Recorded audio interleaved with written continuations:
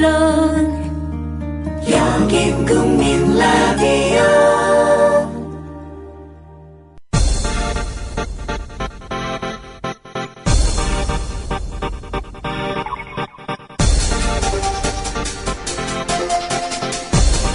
조상훈의 뉴스바.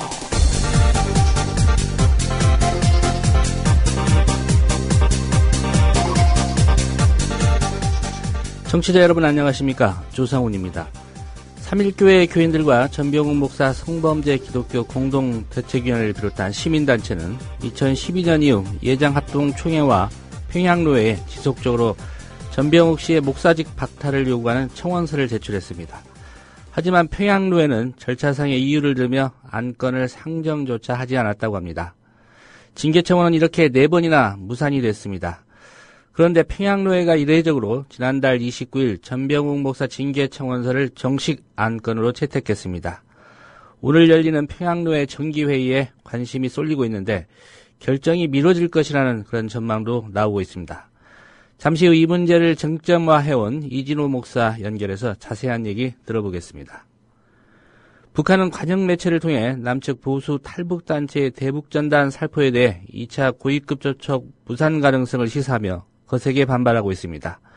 이런 가운데 북한 김정은 국방위원회 제1위원장이 한 달 넘게 공개석상의 모습을 드러내지 않고 있어 북한 체제에 중대한 이변이 발생한 것 아닌가, 이런 추측이 나돕니다. 최근 한반도 상황 어떻게 봐야 할지 통일외교 분야 전문가인 황준호 국민TV 뉴스 취재팀장과 함께 짚어보겠습니다. 잠시 광고 듣고 10월 13일 월요일 뉴스바 시작하겠습니다. 조합원 스토리텔링님 신청 광고입니다. 겨울철 벨미 과메기 맛있게 드셨어요? 포항 죽도시장 상인협동조합에서 이번에는 간장게장을 내놓아요. 살아있는 암꽃게로 만들어 살이 탱탱한 명품 간장게장. 미디어 협동조합원께는 아주 저렴한 가격으로 모시고 배송비를 따로 받지 않습니다. 010-9896-8282 010-9896-8282 검색창에서 죽도락을 검색하세요. 밥도둑 망도둑 내 사랑 간장게장. 뭐 드시겠습니까? 잠깐만요. 야, 10월달에 신촌에서 뭐 재밌는 거 한다며. 그 개쩐다는 페스티벌. 맞아요, 페스티벌 3. 2014 페스티벌 3. 그게 뭡니까? 뮤지션들 18팀이 펼치는 뮤직 페스티벌. 언제? 어디서? 10월 25일 토요일. 신촌 연세로 차 없는 거리에서 오후 2시부터 하루 종일. 노래만 하는 거야? 아니요, 거리 퍼포먼스랑 만화가들의 캐리커처 아트마켓도 열린대요. 가만히 있지 않겠다는 사람들 다 모여. 제목이 뭐라고요? 2014 페스티벌 3. 많이 놀러오세요. 더위와 밤샘 공부에 우리 아이가 하루 종일 피곤한가 봐요. 집에서 잘 때라도 편안하게 푹 잤으면 하는데. 이제 우리 아이 방을 자연 휴양림으로 만들어주세요. 피톤치드 캡슐 톡톡. 강력한 천연 항균은 기본. 피톤치드의 향기로움을 더해 기억력과 집중력을 향상시킵니다. 베개에 톡톡, 이불에 톡톡. 피톤치드와 함께 편안한 잠자리 톡톡. 검색창에 네이처 아이를 검색해보세요. 전국 약국에서도 판매 중입니다. 아참, 수익금의 일부는 국민TV에 후원됩니다. 참고하세요. 이웃나라 일본 연금제도는 어때? 2012년 기준으로 일본은 모든 국민에게 기초연금 77만 원을 지급하고 노동자에게는 별도로 후생연금 208만 원을 주고 공무원들에게는 공무원연금 282만 원을 지급한대. 그럼 국민들에게는 기초연금 77만 원에 208만 원을 더해서 285만 원을 주는 거네. 그렇지. 일본은 공적연금만으로 노후생활 70%를 책임져 주는데 우리나라는 사적연금과 국민연금 모두 합해서 노후생활 보장률이 30%밖에 안 돼. 그래? 우리나라와 일본 차이가 많이 나네? 국민 여러분, OECD 국가 중 공적연금 수준이 가장 낮은 나라가 일본입니다. 공무원연금을 낮출 게 아니라 국민연금을 공무원연금 수준으로 높여야 합니다. 공적연금 강화, 국민 여러분과 함께 만들어가겠습니다. 전국 공무원 노동조합. 나이 들면서 몸에 좋다는 거 하나씩은 드시죠? 저는 새싹당 콩차를 얼마 전부터 먹습니다. 바로 두 가지 성분 때문인데요. 그건 바로 새싹당 콩에 들어있는 다량의 레스베라트롤과 아스파라긴산입니다.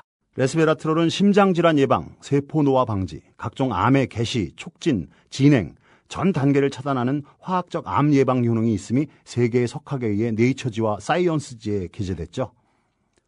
그리고 아스파라긴산이 콩나물의 10배 가까이 들어있어 술자리 좋아하는 제겐 필수 보충 성분이기 때문입니다. 두 가지 성분 때문일까요?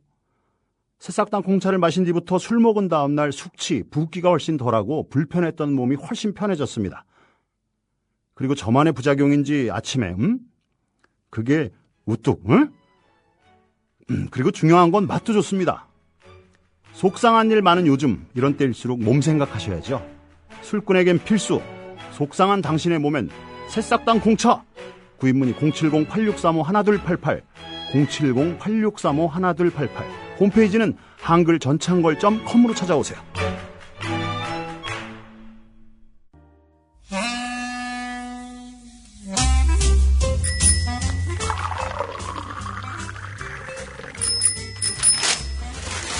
아침 신문 귀로 읽으세요.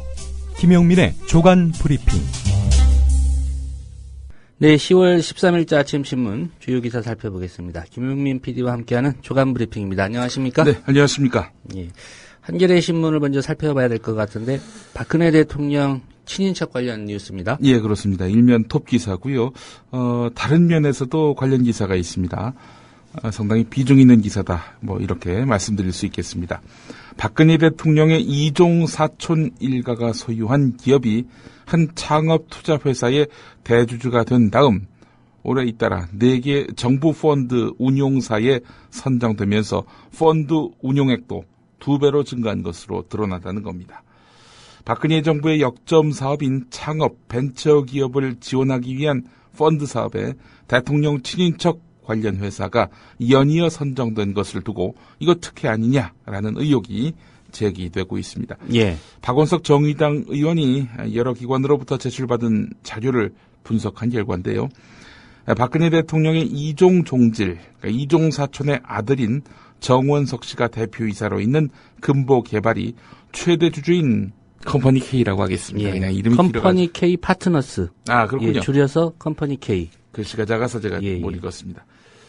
금보개발이 최대 주주인 컴퍼니 K가 올 들어서 정부가 추진하고 있는 모태펀드 가운데 4개의 투자조합 운용사로 선정된 것으로 드러났습니다. 그런데 선정 시점 직전인 지난 3월 14일 정원석 씨 일가가 소유한 금보개발이 컴퍼니 K의 최대 주주가 되고 이후 컴퍼니 K는 5월과 6월 2달 사이에 모태펀드 운용사에 4건이 선정된 것입니다. 예. 그 의혹은 과연 이 회사가 최대 주주가 안 됐다면 예. 과연 선정이 됐겠느냐. 예. 이런 얘기겠죠. 예.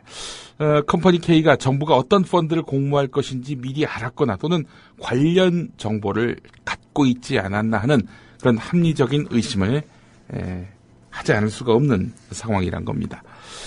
이 정원석 대표가 누구냐? 이종 사촌의 아들이라고 말씀을 드렸는데 고 유경수 여사의 언니 유긴순 씨의 딸 홍모 씨의 아들이라고 합니다. 예. 어째 외조카가 대주주가 된 다음 2달 새 정부 펀드 4개를 따낼 수 있는 것인지 여간에서는 의문이 잘 풀리지 않을 것 같습니다. 예. 경향신문 신면으로 가보겠습니다. 이미 많은 보도를 통해서 접하신 내용이기도 할 텐데 신인 배우였던 장자연 씨 2009년에 연예계 생활이 힘들다면서 그런 내용의 유서를 남기고 세상을 떠나지 않았습니까? 자, 이런 가운데 1심은 접대 강요는 인정하지 않고 욕설과 폭행만 인정해서 700만 원을 배상하라 이렇게 판결을 했습니다. 장자연 씨의 기획사 대표를 상대로 말이죠. 예. 자, 그런데 2심 재판부가 접대 강요까지 인정하면서 배상액을 높였습니다. 2,400만 원. 이렇게 말이죠. 재판부는 장자연 씨가 접대 장소에 나간 것은 기획사 대표의 요구나 지시에 의한 것이지 장자연 씨의 자유로운 의사만으로 이루어졌다고 보기 어렵다.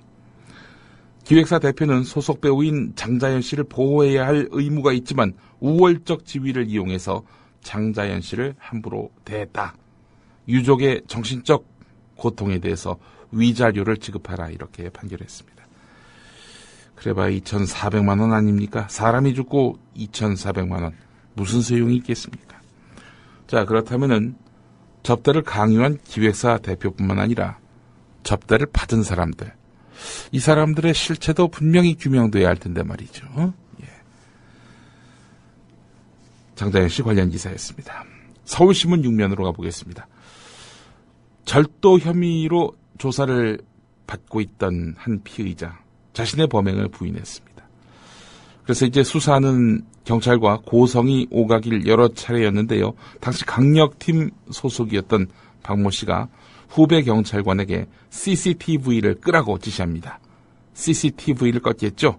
자, 그러자 이 강력팀 소속 수사관이 이 피의자의 뺨을 세차게 때리고 정강이도 걷어찼다고 합니다.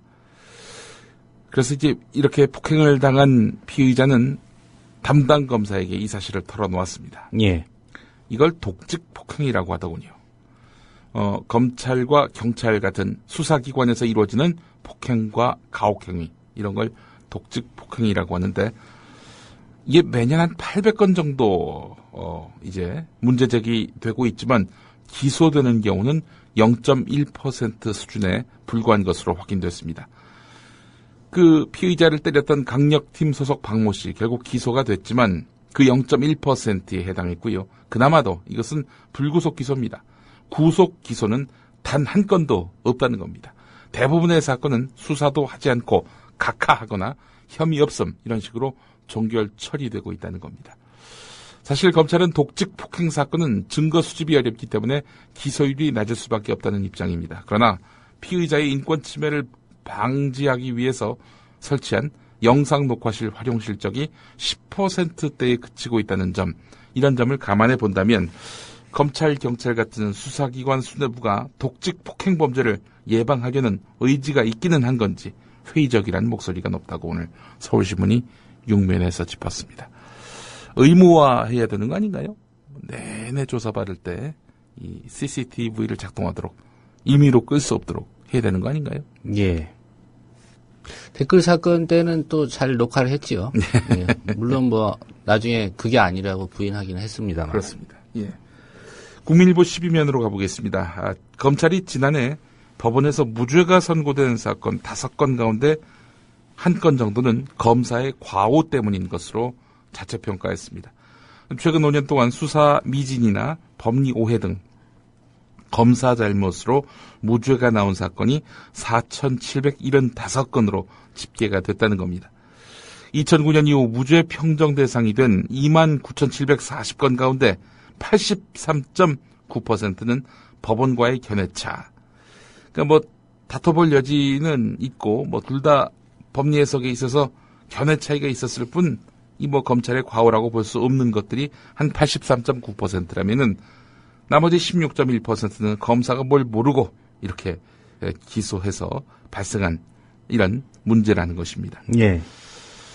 자, 사실 무죄가 확정된 피고인에게 얼마나 그 누를 끼친 겁니까, 국가가. 그래서 무죄가 확정된 피고인에게 국가가 지급한 형사보상금은요, 2010년에 170억대였는데 지난해 576억대로 3배 이상 급증했습니다. 올해는요, 이미 541억대가 지급됐다고 합니다. 작년을 더 크게 추월할 것으로 보입니다. 예, 이게 6월까지니까 뭐 2배라고 치면 1,000억 원이 훨씬 넘겠네요. 예, 그렇습니다. 검찰과 법원의 어떤 법리 해석 차이, 또 검사의 수사 미진으로 인해서 그렇게 혈세 1,000억이 나가야 된다. 끔찍합니다. 예. 월급에서 까는 방안도 있을 것 같은데. 구상권 청구 같은 거 이거 안 되나요? 예. 그래 좀 더 신중하고 정밀하게 들여다볼 거 아니겠습니까? 경향신문 1면으로 가보겠습니다. 검찰이 사이버상의 허위사실 유포 대책으로 전담 수사팀과 네이버 다음 같은 주요 4대 인터넷 포털 사이트 간의 핫라인을 구축해서 실시간으로 정보를 공유하고 명예훼손 여부를 자체 판단해서 직접 포털에다가 삭제를 요청하는 방안을 추진하고 있는 것으로 확인됐다는 소식입니다. 또 올 초부터는 명예훼손 사범에 대해서 약식 기소를 자제하고 정식 재판에 회부하도록 하는 것은 물론이고 적극 구속 수사하도록 이렇게 내부 방침을 시행 중인 것으로 확인되었습니다. 정부가 사실상 인터넷 포털을 통제하에 두고 실시간 사이버 여론에 강경 대응하겠다는 것이어서 이거 그야말로 온라인 공안 시대가 온 거 아니냐 이런 우려가 커지고 있습니다. 경향신문이 단독 입수한 사이버상 허위사실 유포서범 엄단 범정부 유관기관 대책회의 회의 자료에 담긴 내용입니다. 예. 한겨레 이면으로 가보겠습니다. 다음 카카오가 카카오톡 이용자들의 대화 내용을 회사 서버에 저장하는 게 개인정보 수집에 해당한다는 그런 지적이 나왔습니다. 개인정보 수집에 해당한다면 당연히 그 수집당하는 개인들의 동의를 얻어야 되는 거 아니겠습니까? 그러나 카카오톡은 이와 관련해서 이용자 본인에게 동의를 거치지 않았습니다. 그렇다면 어떻게 되느냐? 다음 카카오 경영진이 형사처벌을 받게 되는 것입니다. 불법을 저질렀으니 말입니다. 또 이용자들은 개인정보 침해로 집단 손해배상 소송을 제기할 수도 있습니다. 이 내용을 전병헌 새정치민주연합 의원이 밝혔는데요. 다음 카카오 이러다 회사 망하겠네요. 수천만에 이른다고 하지 않습니까? 다음 카카오 이용자. 그런데 그 다음 카카오의 그 대화 내용을 서버에 저장했다는 거 아닙니까? 이건 본인들도 인정했던 바고 또 예. 저장한 것을 갖고 검찰에다 또 넘겨준 바도 있지 않습니까? 100몇 건을 말이죠. 그렇다면은 이건 지금 이용자 동의 없이도 지들 멋대로 했다는 건데 천문학적 규모의 소송도 가능할 수 있다. 이게 바로 전병헌 의원의 입장입니다. 이에 대해서 다음 카카오는 국내외 다른 메신저들도 마찬가지다. 우리와 같이 이렇게 저장하고 있다. 카톡 대화 내용을 서버에 일정 기간 저장하고 수사기관이 요청할 때 제공할 수 있다는 것도 이용약관에 명시적이지는 않지만 여하간 표시되어 있다. 고지 의무를 위반했다는 이런 전병헌 의원의 주장은 지나친 것이다. 이렇게 밝혔습니다. 명시적이지 않지만 표시되어 있다. 이거 뭔가요? 이 말은? 알아서 이해하라 뭐 그런 얘기겠죠? 이게 빠져나갈 구멍을 마련해 놓았다. 뭐 이런 얘기인 것 같은데 말이죠. 글쎄요. 이거는 그렇게 명시적이지 않게 대충 알아들을 사람은 알아들어라. 이런 식으로 고객에게 초기 가입할 때 이렇게 고지를 했다는 건데 이거는 진짜 또 한 번 다음 카카오가 헛발질을 하는 것 아니겠는가 하는 그런 생각을 해보게 됩니다. 이용자들은 무시하고 자기들 편리한 대로 이렇게 규정을 만들었다. 이런 비난을 피할 길이 없어 보입니다. 경향신문 19면으로 가보겠습니다. 다음 카카오. 얼마 전에 그 다음하고 카카오가 합병된 거 아니겠습니까? 예. 거대 정보기술 기업으로 이렇게 부상이 될 무렵이고 따라서 주가도 폭등을 해야 마땅한데 지금 거꾸로 가입자가 줄고 주가가 급락하고 있습니다. 위기 원인을 제공한 당사자가 다음 카카오 자신들이 아니라 정부입니다.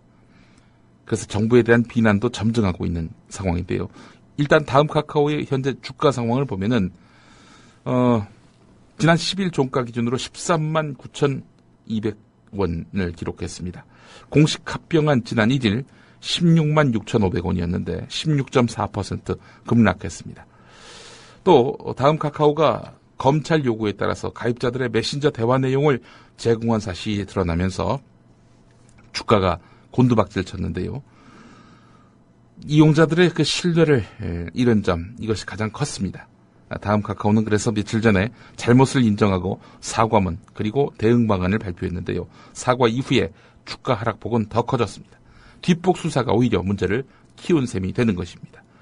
이런 가운데 다음 카카오의 고문 변호사는 가입자들을 향해 비겁한 중생들이다 이렇게 비난글을 남겼다가 삭제했고요. 예. 다음에 창업주인 이재용 씨는 정부 탓을 해야지 카카오톡을 할 거면은 이민 가야 할 것이다. 이런 말을 올려서 또 논란이 됐습니다. 가입자 이탈이 계속될 경우 다음 카카오 생존의 위협을 받을 수 있다는 전망도 나오고 있는데 국내 최대 가입자를 기록했던 싸이월드 가입자 이탈이 시작된 지 2년 만에 거의 고사 직전까지 이르지 않았습니까? 예. 크게 걱정할 필요 없는 거 아닌가요? 일단 조선일보하고 조선일보 독자들이 많이 이용을 할 것 같은데. 근데 말씀하신 대로 조선일보 기자들조차 이제 텔레그램을 쓰고 있다고 하니 뭐 조선일보가 쉴드를 친들 뭐 이미 돌아오지 못할 강을 건너간 것 같다는 느낌도 들고요. 예. 예.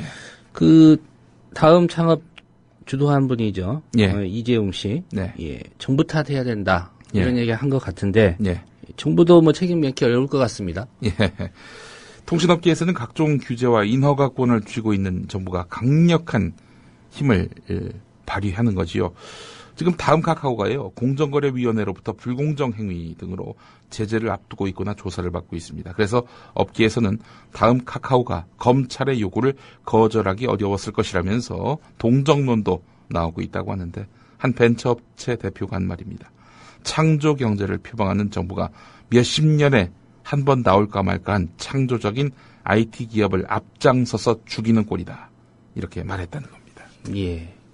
독일의 창조 기업이 커나가고 있지 않습니까? 독일의 창조 경제를 챙기시는 국경을 초월한 글로벌 경제를 보는 해안이다. 네. 그렇게 봅니다. 그렇습니다.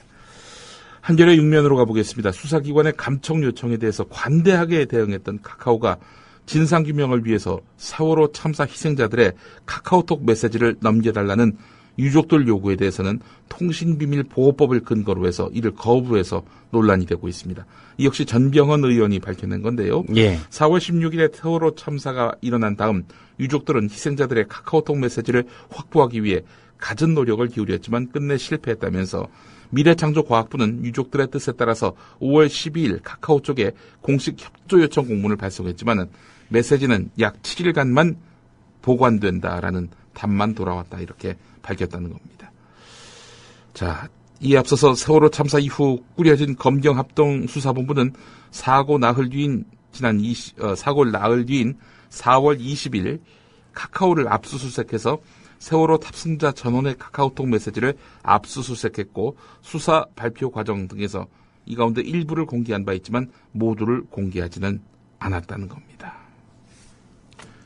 아 진짜 막 화가 나네요. 막 열불이 치솟는데 진짜 뭐 카카오에 대해서 이거 동정론을 펼칠 여지가 있는가 이런 생각도 막 들고 말이죠.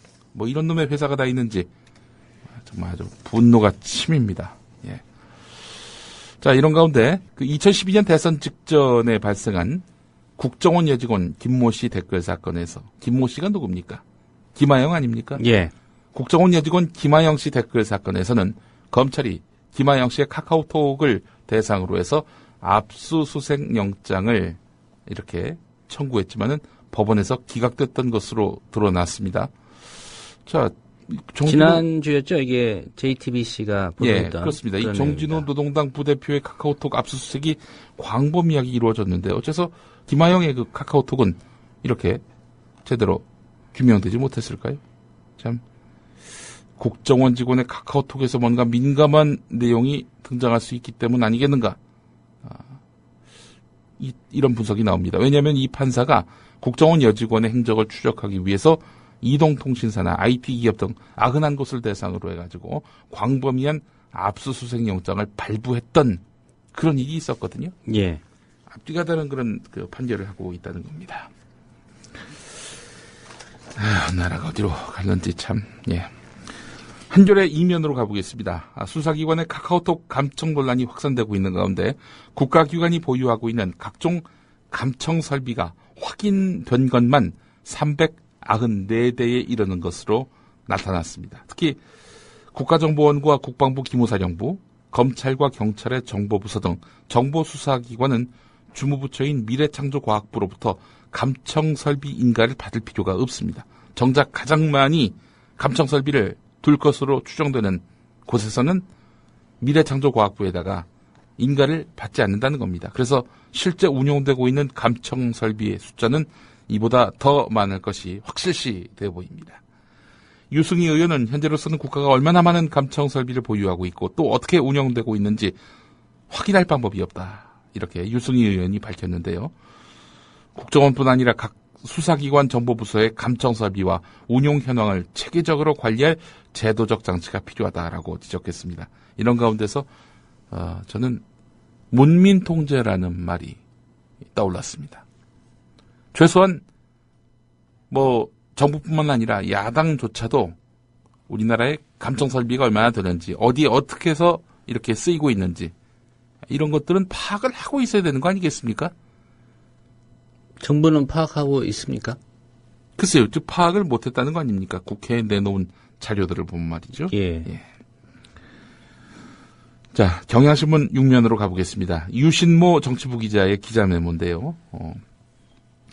탈북자 단체의 대북 전단 살포가 결국 남북 간 총격전을 불러왔다. 이 문제를 그대로 방치할 경우 심각한 안보 위기가 발생할 수 있다는 점이 명백해졌다. 정부는 표현의 자유에 해당하는 문제에서 저지할 법적 근거가 없다고 말한다. 정부 설명대로라면은 정부는 표현의 자유를 너무도 존중하기 때문에 국가 안보가 위태로운 상황마저도 감수하는 고도의 민주주의 인식을 갖고 있다는 뜻이다.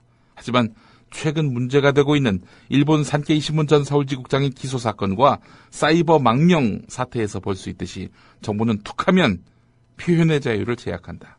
대통령 비난 발언을 적발하기 위해서 국민들 메신저를 공권력으로 들여다보는 것이 허용되는 나라가 바로 한국이다. 표현의 자유를 제약해서는 안 될 사안에 대해서는 거침없이 재갈을 물리고 융통성을 발휘해야 할 대북 전단 살포에 대해서는 신성 불가침의 영역인 양 방관하고 있다. 이런 내용입니다. 예. 앞으로 여기 주변에 있는 지인들하고 통신할 때는 메신저를 이용하지 말고 삐라를 이용하면 될 것 같습니다. 그럼 그거는 문제를 안 삼을 것 같은데요. 그렇죠. 예. 내가 바람 부는 방향 봐서 언제 삐라를 날릴 테니까 한강 둔치에 나가서 그걸 주워서 봐라. 그리고 다시 삐라를 날려달라. 예. 그거 좋네요. 예. 그는 진짜 적극적으로 보장해준다는 거 아닙니까, 지금? 예. 표현의 자유라니까요. 예. 조선일보 1면으로 가보겠습니다. 북한이 대북 전단을 실은 풍선에다가 대공 기관총 사격을 가한 바로 다음 날인 10월 11일, 토요일이죠.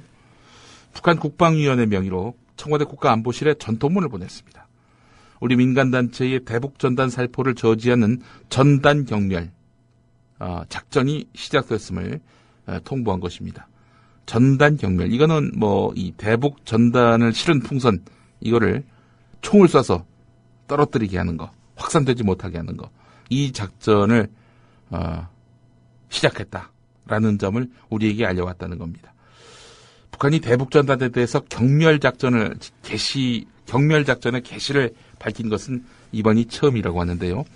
북한이 전통문에서 전단 경멸 작전의 방식에 대해서 구체적으로 언급했는지는 확인되지 않고 있는데, 어쨌든 북한이 청와대에다가 이런 식으로 대북 전단 보내면 가만두지 않겠다, 이렇게 경고를 보낸 것으로 풀이됩니다.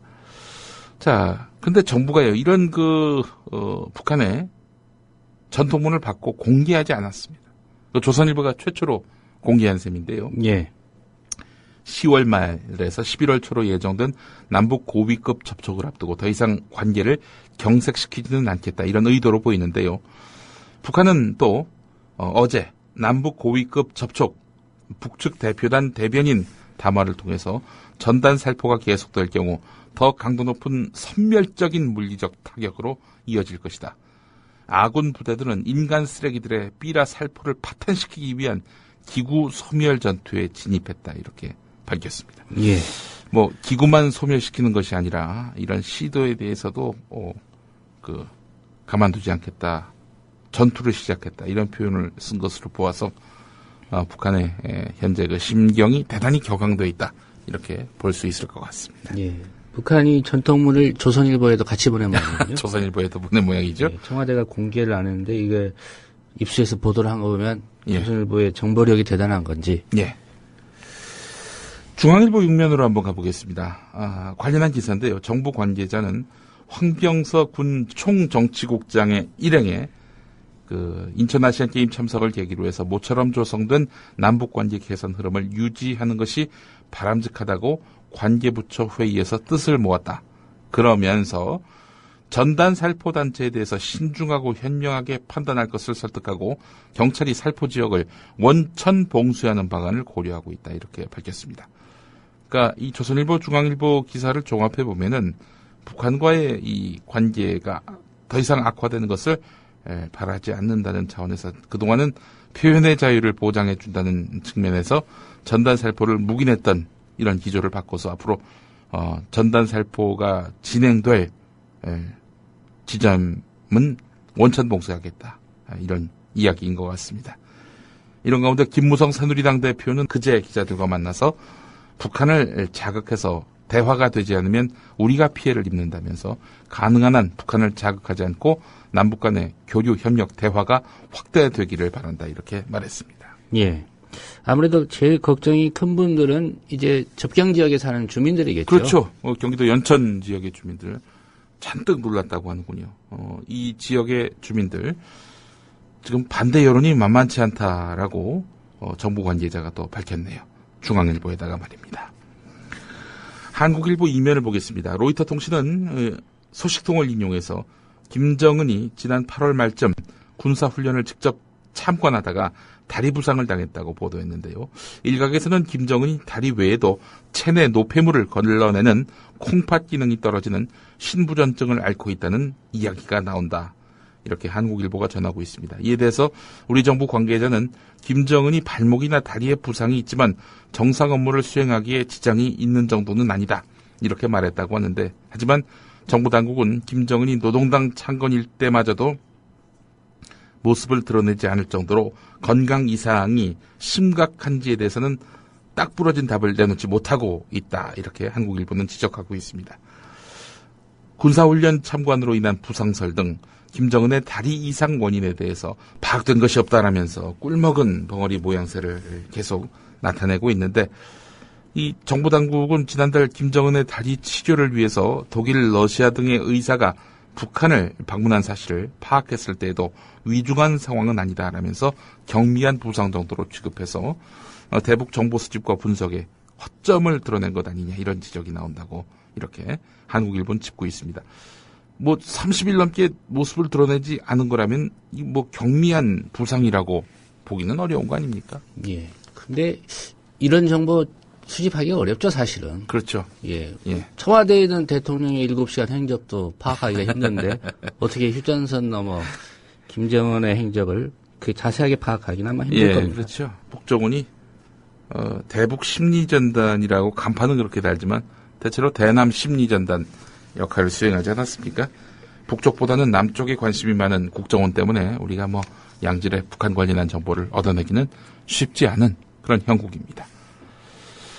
중앙일보 신면으로 가보겠습니다. 며칠 전에 해경이 쏜 총에 중국의 해적선장이 이렇게 목숨을 잃지 않았습니까?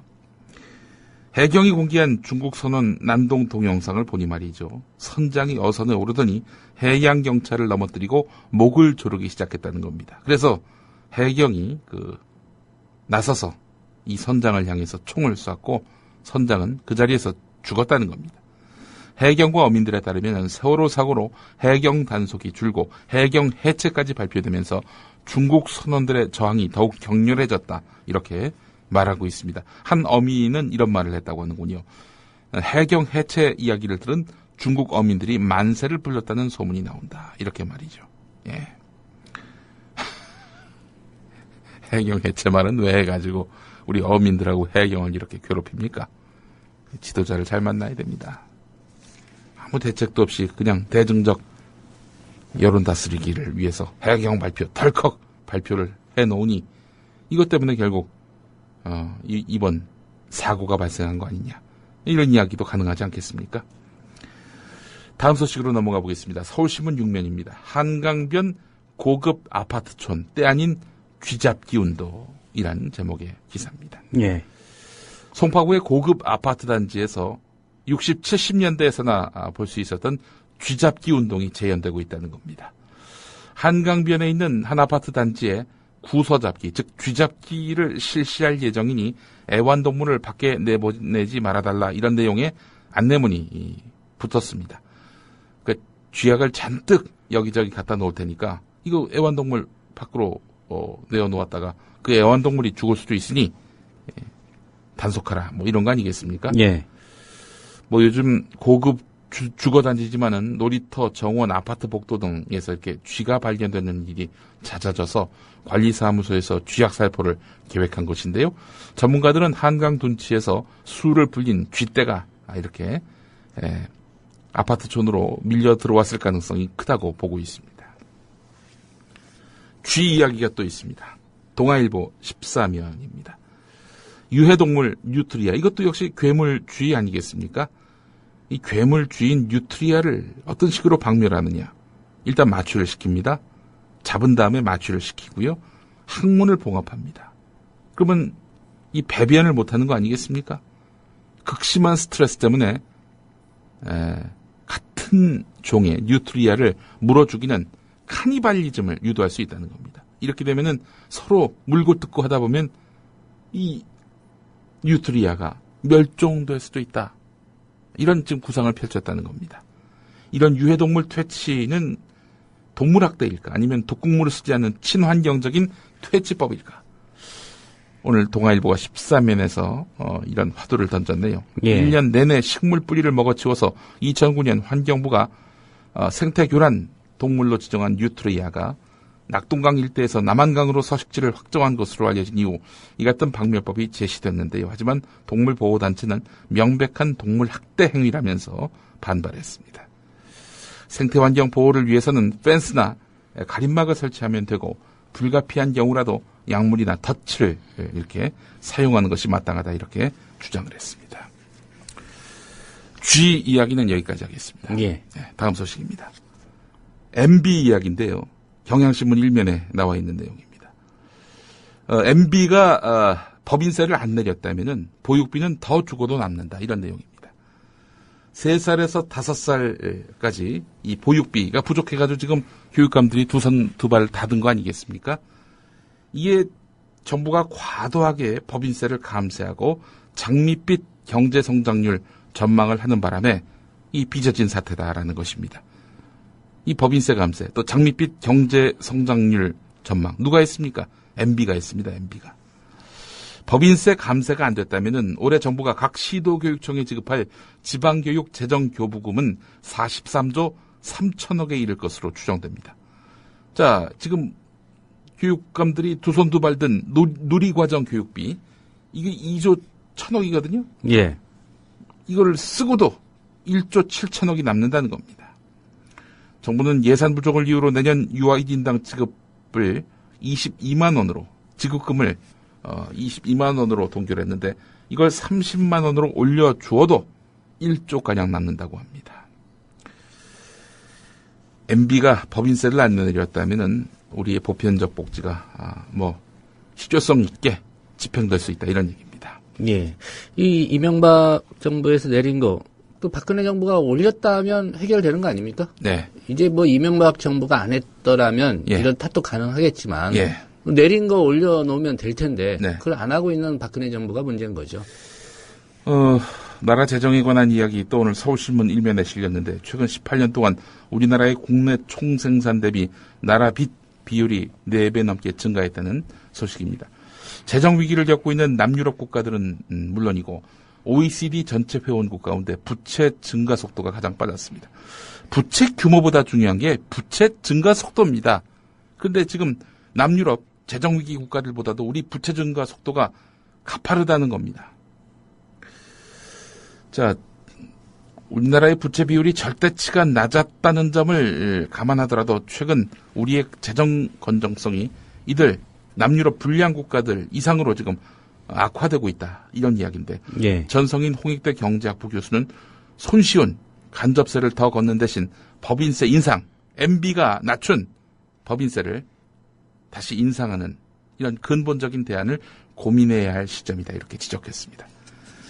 이렇게 부자 증세를 해야 될 상황임에도 불구하고 조선일보는 오늘도 이런 무상복지 이런 거 하지 말자. 괜히 이런 걸 해가지고 말이야. 재정위기를 이렇게 촉발하느냐. 이런 식의 문제 제기를 하고 있습니다. 예. 지금이라도 무상급식 재검토, 저소득층 교육에 더 투자해야 이 저소득층 얘기 나왔습니다. 이 저소득층 위하는 척하면서 무상급식을 하지 말자. 결국 이렇게 해서 부자들에게 세금을 더 걷어갈 그런 여지를 없게 하자. 뭐 이런 얘기 아니겠습니까? 이런 자들의 이 뻔한 속셈 우리가 읽을 줄 알아야 됩니다. 똑똑한 시민이라면 말이죠. 또 MB 이야기입니다. 한겨레 17면인데요. 4대강 사업으로 2009년 이후 거의 8조의 빚을 진 한국수자원공사가 2013년부터 만기가 된 기존 빚을 새 빚을 내서 갚고 있는 것으로 확인됐습니다. 이게 무슨 얘기냐? 정부로부터 8조의 그런 빚을 또 아는 거 아닙니까, 수공이. 그렇다면 자기들이 이익을 내면 그거를 4대강 빚 갚는 데 써야 되는 거 아니겠습니까? 근데 2009년부터 올해 상반기까지 1조 3,707억의 단기 순이익을 냈지만 이 수자원공사는 4대강 빚을 갚는 데는 단 한 푼도 사용하지 않았고요. 그렇다면 그 빚은 어떻게 했느냐? 다른 데서 또 끌어와가지고 빚을 빚으로 갚았다는 겁니다. 김상희 새정치민주연합 의원은 수자원공사가 4대강 사업의 부채에 대해서 돌려막기를 시작한 것은 문제 해결을 정부의 재정 지원에만 의존하겠다는 뜻이다. 그러나 4대강에 대한 무모한 투자는 수자원공사 스스로에게도 책임이 있다. 수자원공사는 더 이상 4대강 부채를 방치하지 말고 매년 2천억에서 3천억씩 발생하는 순이익으로 갚아 나가야 한다. 이렇게 주장을 했습니다. 정이 그 수자원공사 그 금고에 있는 돈 꺼내기 힘들면은 우선 집행을 하고 MB한테 구상권을 청구해야 마땅한 거 아닌가요? 뭐 제 이 주장은 뭐 정치적 레토릭에 좀 더 가깝습니다. 예. 뭐 구상권 청구까지는 뭐 상당히 여러 가지 많은 난제와 또 난관이 있지 않겠습니까? 예. 오늘 한겨레 신명 기사 보고 제가 눈이 번뜩 띄었습니다. 우리 조상훈 국장께서도 원격 의료에 대해서 굉장히 관심이 많으시죠.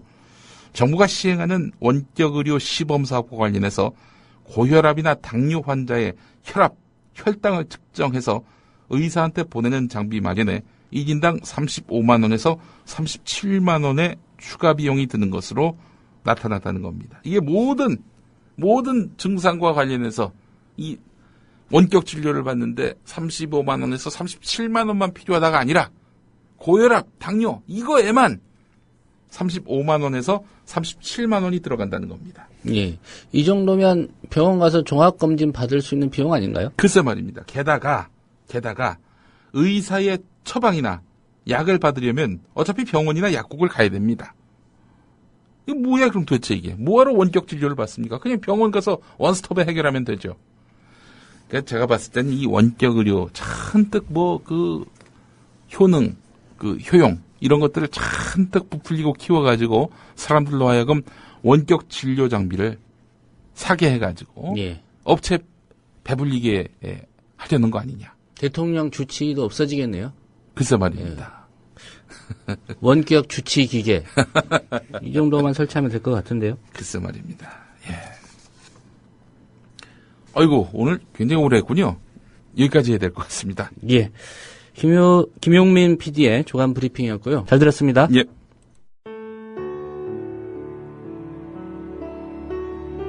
경남 거창에 사는 조합원 백함나무님. 남편의 유언으로 온 가족이 미디어 협동조합원이 됐습니다. 라디오 비평 들으실 때마다 아이고 속이 시원하다 이렇게 하시더라고요. 본인이 먼저 하시고요 가입을. 예, 그 뜻을 이제 알았기 때문에 손자, 손녀 6명까지 그렇게 이제 다 가입을 하게 됐지. 작고한 부부는 왜 국민TV 조합원 가입 이것이 이 시대에 꼭 필요한 언론운동이라고 확신했을까요? 가슴 아픈 가족사가 있었습니다. 저는 민족일보 조용수 그분 그때부터 관심을 많이 가지시고 저 동아투이 그때 남편이 저 광고도 내고 또 한겨레 주주도 되시고 저희 시어른 되시는 분이 보도연맹에 억울한 죽음을 당하셨습니다.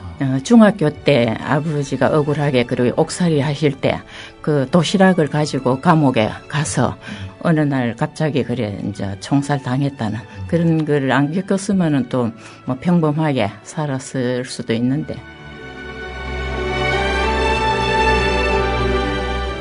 여러분도 공정언론 건설에 함께하지 않으시겠습니까? 국민.tv 미디어 협동조합 홈페이지에 들어오셔서 조합원으로 가입해주세요.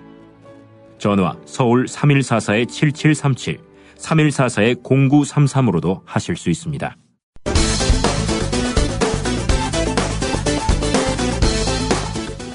벨도 없는 한국 외교.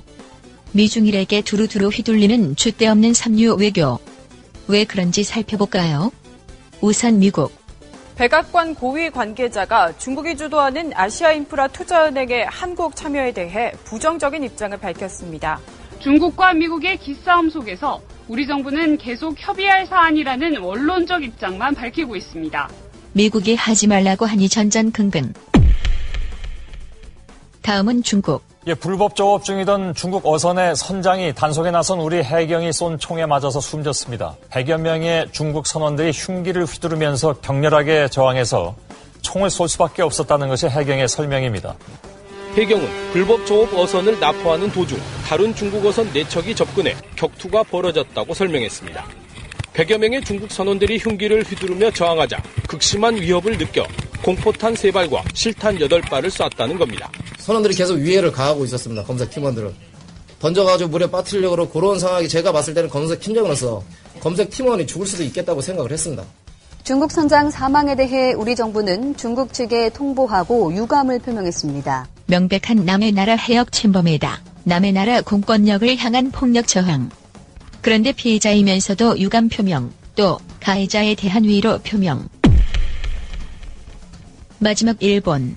아베 신조 일본 총리가 일본군 위안부와 관련해서 또다시 망언을 쏟아냈습니다. 국가적으로 성노예를 삼았다는 것은 근거 없는 중상이라는 것인데 위안부 문제 전체를 부정하려는 것으로 해석돼 파문이 일고 있습니다. 일본 외무성이 일본군 위안부 문제에 대해 사죄와 반성을 담았던 홈페이지 글을 삭제했습니다. 위안부 강제동원을 부정하는 움직임이 노골화되면서 한일 관계 개선 전망이 더 불투명해졌습니다. 이런 가운데 한국과 일본의 재무장관이 워싱턴에서 만났습니다. 최경환 부총리는 아소다로 일본 재무장관을 만난 건 정경 분리 입장에 따른 것이라고 말했는데요. 지금 정치적인 어떤 그런 이유 때문에 한일 경제관계도 상당히 위축이 되고 있는 이런 상황이기 때문에 정경 분리 입장에서 노골적이고 공세적인 역사 부정. 그럼에도 불구하고 대화하자며 구걸. 이렇게 배려심 많은 정부. 왜 국민에게만은 뒤지고 털고 때리고 묻고 겁박할까. 밖에서 뺨 맞고 집에 들어와 분풀이. 북한이 대북전단 살포가 계속될 경우에 더욱 강력한 물리적 타격을 가하겠다고 위협했습니다. 새누리당 김무성 대표는 남북 간 총격전이 발생한 데 대해 어쨌든 우리가 북을 자극하는 일은 가능한 한 안 하는 게 좋다고 생각한다고 말했습니다. 가능한 북한의 것들을 자극하지 않는 방향으로 해서 남북 간의 교류, 협력, 대화가 확대되기를 바랍니다. 뒷수습도 못할 거면서 괜히 북한 자극했다가 주워 담기 급급한 정권. 그럼 누가 합니까, 이거를? 예? 청와대 알라도 합니까? 누가 합니까?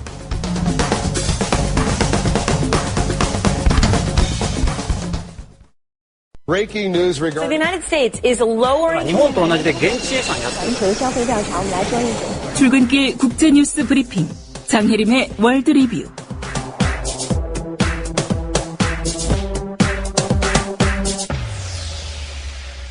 네, 주말과 휴일 사이 주요 국제 뉴스 정리하겠습니다. 장혜림 캐스터입니다. 안녕하십니까? 네, 안녕하세요. 예, 북한 김정은 국방위원회 제1위원장 리커치 행방 묘연하다 이런 얘기 많이 나오고 있는데요. 그동안 나돌았던 쿠데타 세력에 대해서 미국이 이거 사실 아닌 것 같다 이렇게 밝혔죠? 그렇습니다. 미국 백악관은 현지 시간으로 10일 연합뉴스에 보낸 논평에서 북한 쿠데타와 관련한 루머는 잘못된 것으로 보인다고 밝혔습니다. 백악관 대변인은 미국이 북한의 동향을 주시하고 있다고 강조했고요. 하지만 김정은의 거취와 관련해 믿을 만한 정보가 거의 없다고 전하기도 했습니다.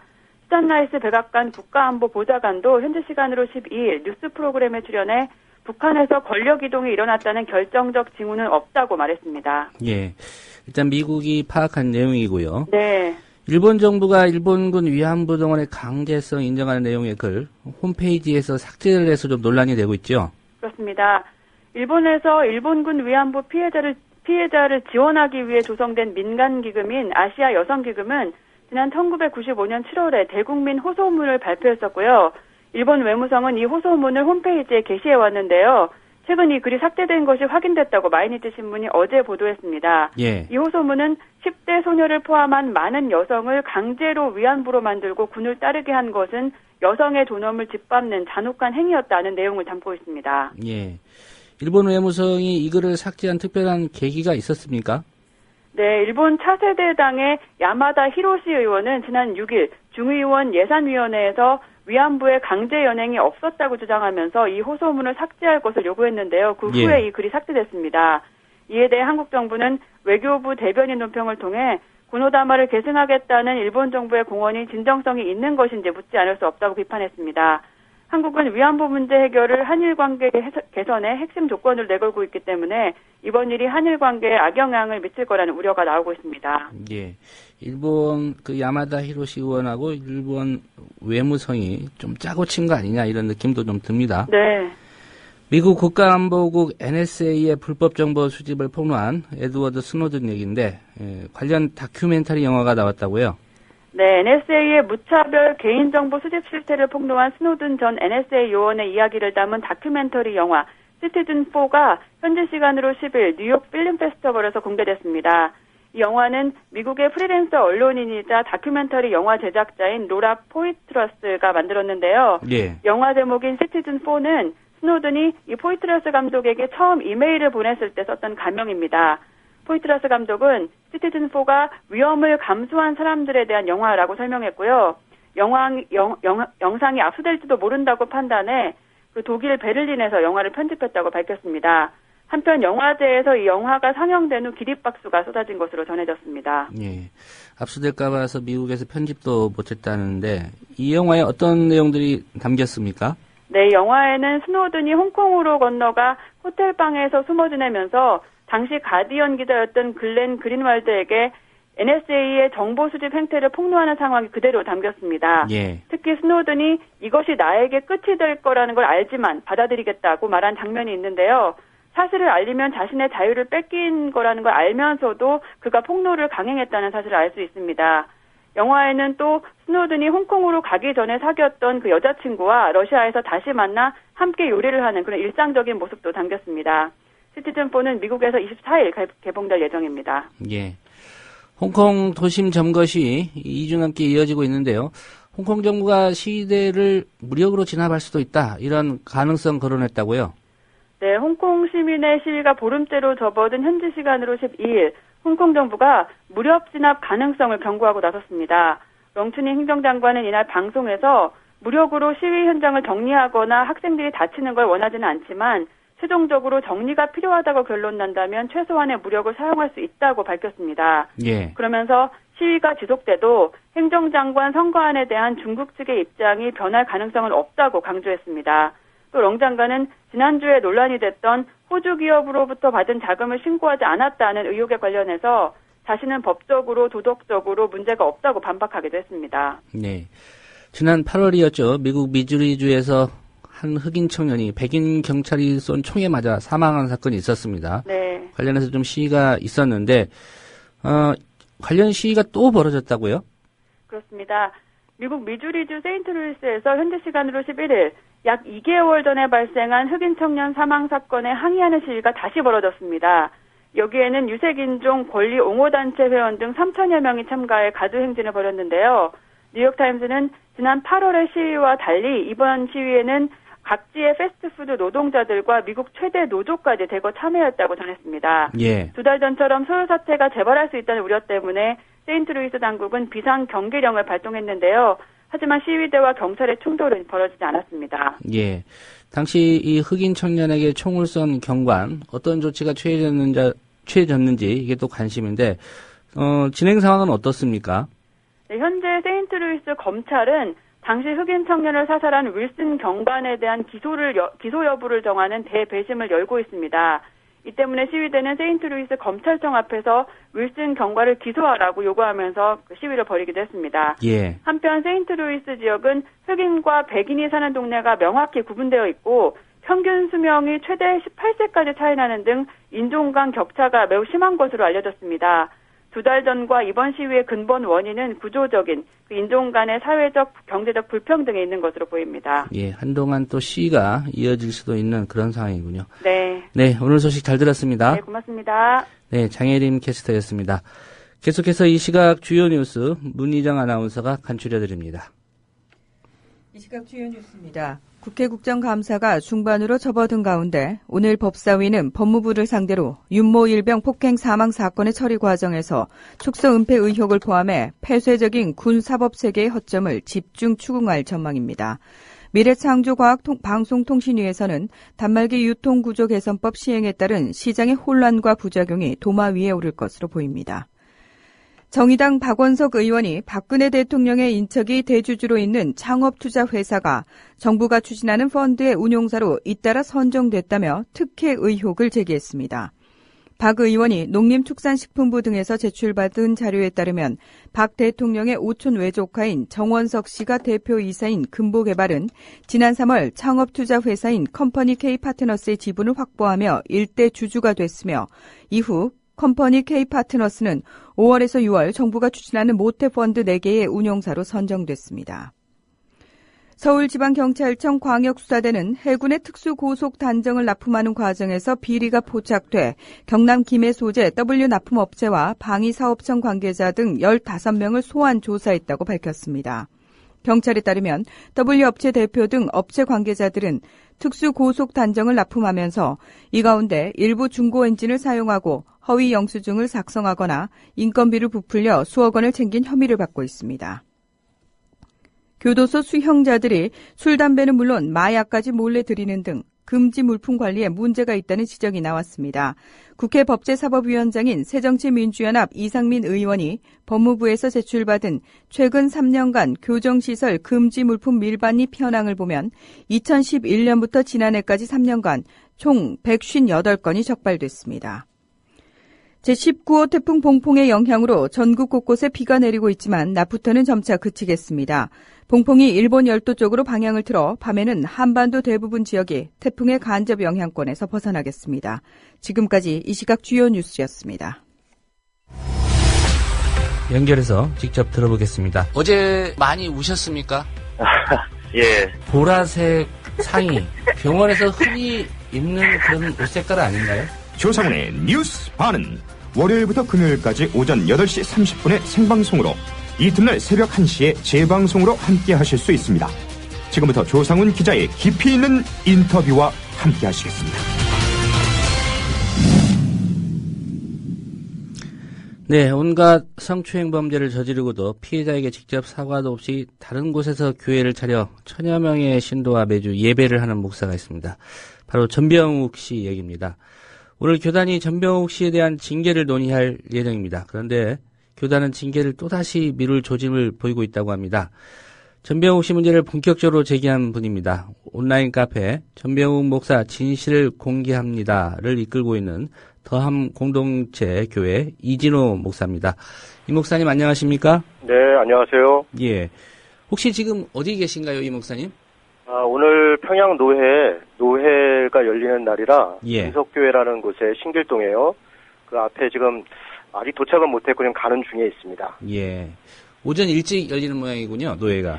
예, 노회가 10시부터 이제 시작이 돼서요. 내일까지 이틀간 진행이 됩니다. 예.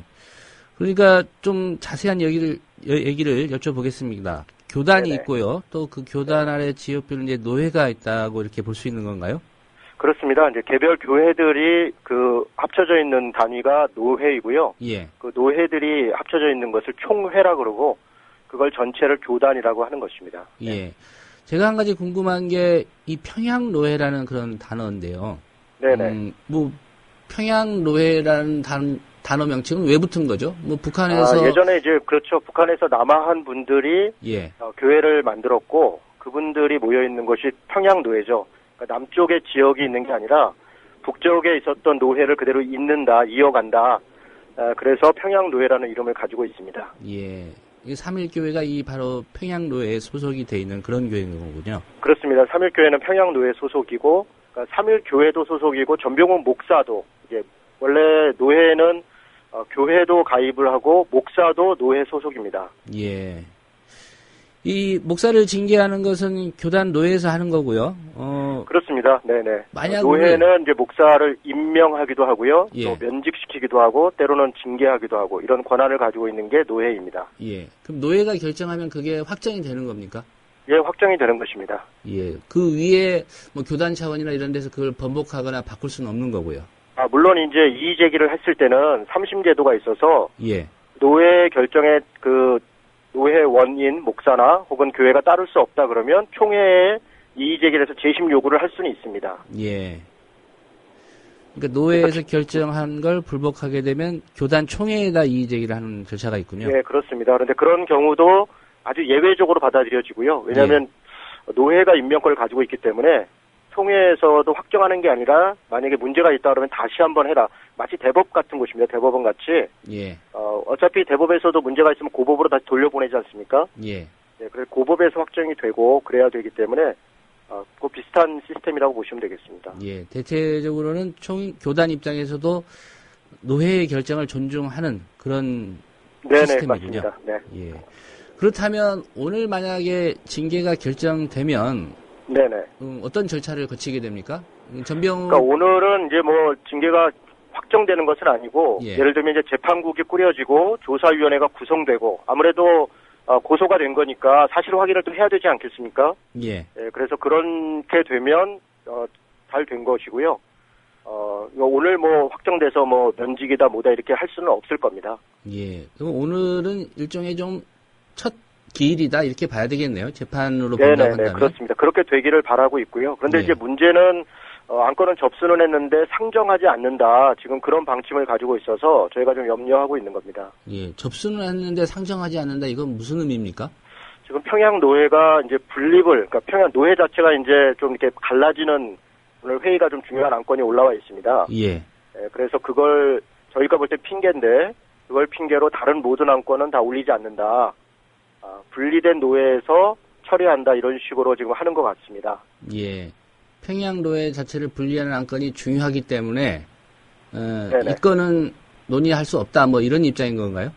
그렇습니다. 그런데 저희가 볼 때는 그거는 정치적인 행정적인 부분도 물론 행해야겠지만 노회라고 하는 것은 교인들을 위해서 있는 것이거든요. 예. 그래서 교인들의 고통과 아픔에 대해서 올라온 안건은 사실 이거는 우선적으로 처리를 해야 됩니다.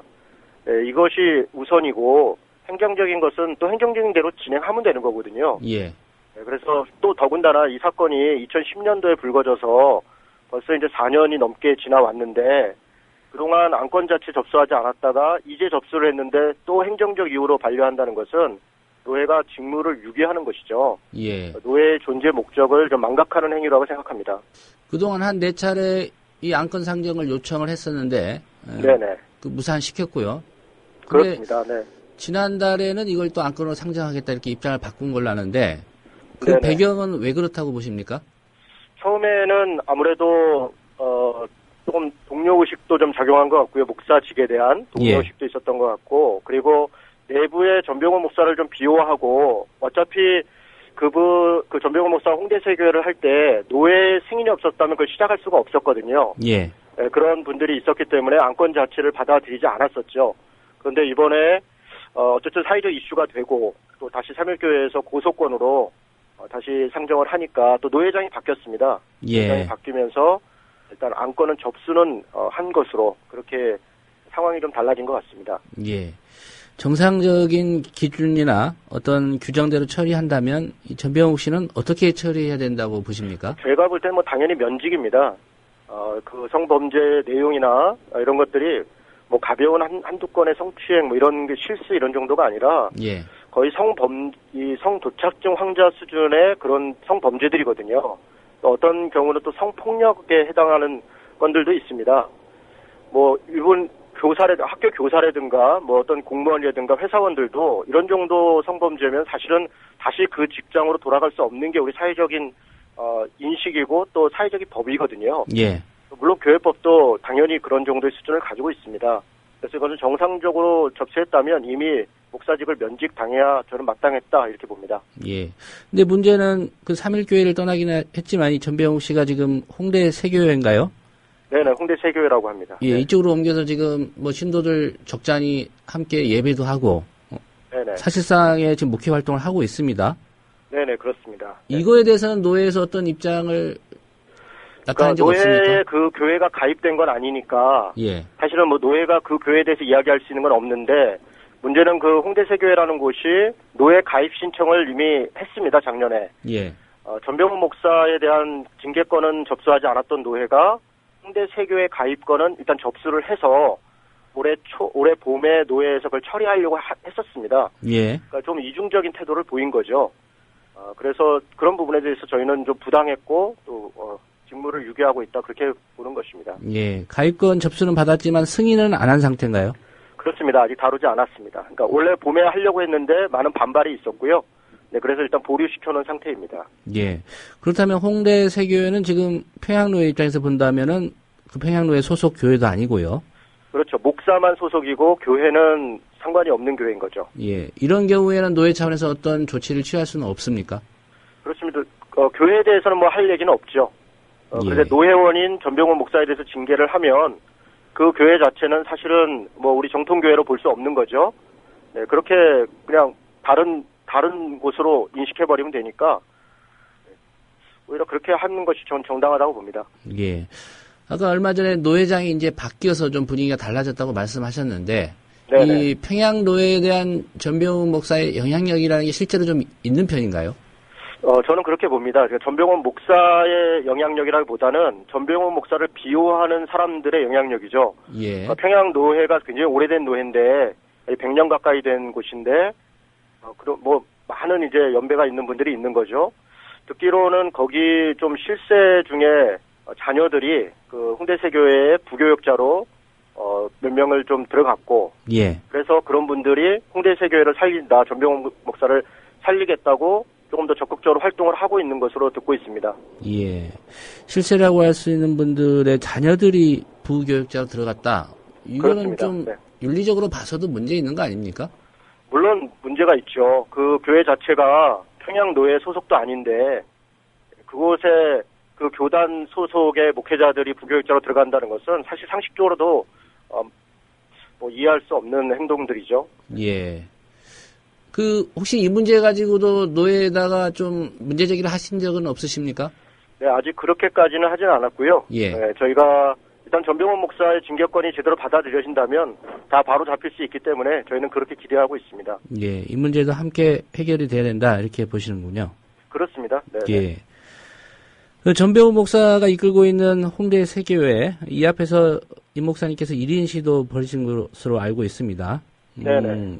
또 이 목사님 입장과는 달리 전병훈 목사를 옹호하는 쪽의 주장도 있을 것 같습니다. 혹시 그분들 네네. 얘기는 들어보셨습니까? 전병훈 목사 쪽에 옹호하는 분들은 이런 겁니다. 그게 뭐 가벼운 성추행이다, 혹은 실수다. 그래서 좀 부풀려져 있다, 우리 주장들이. 예. 이런 주장도 있고, 또 하나는 전병훈 목사가 교회를 사임했기 때문에 죄를 인정하고 그것을 죄값을 받은 거 아니냐. 그렇게 주장하는 것들이 있는 겁니다. 예. 근데 문제는 이게 이제 언론에도 최근에 뭐 책이 나오면서까지 좀 많이 보도가 됐고요. 네네. 그분들은 이런 실상은 모르고 있는 모양이군요. 그렇습니다. 내용 자체를 몰라서 그러기도 하고, 예. 아는데도 모른 척 하는 경우도 있는데, 문제는 많은 사람들이 사실 이 문제를 이렇게 깊이 있게 들여다 봐야 된다는 그런 인식을 좀 안 갖고 있는 것 같아요. 예. 저는 그런 부분들이 좀 답답하고요. 왜냐하면 자기 소속 교회의 목사가, 교단, 노회의 목사가 정말 문제가 심각했고 사회적으로 이렇게 이의 제기를 하고 있으면 노회원들도 책임을 갖고 그 내용을 좀 살펴볼 책임이 있거든요. 네, 그런 면에서 좀 무책임하다 생각하고요. 예. 전병훈 목사가 사임을 했기 때문에 책임을 다했다. 그건 말이 되지 않습니다. 일단은 그 개별 교회 사임한 것으로 끝나는 게 아니라 정당하게 그 죄에 대해서 권한을 갖고 있는 것이 징계를 해야 되는 것이거든요. 예. 그래야 다시 이런 일이 벌어지지 않고 불과 사임한 지 1년 반 만에 자기가 목회했던 교회 5km밖에 안 떨어진 곳에 교회를 세우고 또 그 교회 신자들을 빼내서 이렇게 교회를 하는 것을 방치하는 것은 이것은 그것을 회개했다, 또 정당한 대가를 받았다 이렇게 평가할 수 없다고 봅니다. 예. 뭐 다른 교회 사례에서도 좀 나오는 얘기긴 합니다. 이럴 경우에 자신의 좀 신앙이 무너지는 거 아니냐, 이런 거를 좀 두려워해서, 그분이 그럴 리가 없다. 이런 신호들도 좀 적지 않은 것 같습니다. 어떻게 보십니까? 그것은 이제 우리가 가지고 있는 왜곡된 그 신학 혹은 신앙관인 거죠. 사실은 목사의 뭐 어떠함에 상관없이 그냥 은혜만 받으면 된다. 혹은 그 목사가 그랬다는 것을 인정하는 순간 자기 신앙도 무너질 수 있다라고 하는 어떤 일종의 두려움도 갖고 있는 것 같습니다. 그러나 사실 그런 것들은 정당하지 않습니다. 신앙이라는 것이 그렇게 비이성적인 것이 아니고 정말 합리적인 것이 신앙이거든요. 그래서 그런 분들은 조금 생각을 돌이켰으면 좋겠습니다. 예. 법적으로도 이 문제가 지금 진행이 되고 있다고 말씀하셨는데 어떤 상태에 있습니까 지금? 어떤 사회법 말씀하시는 건가요? 예.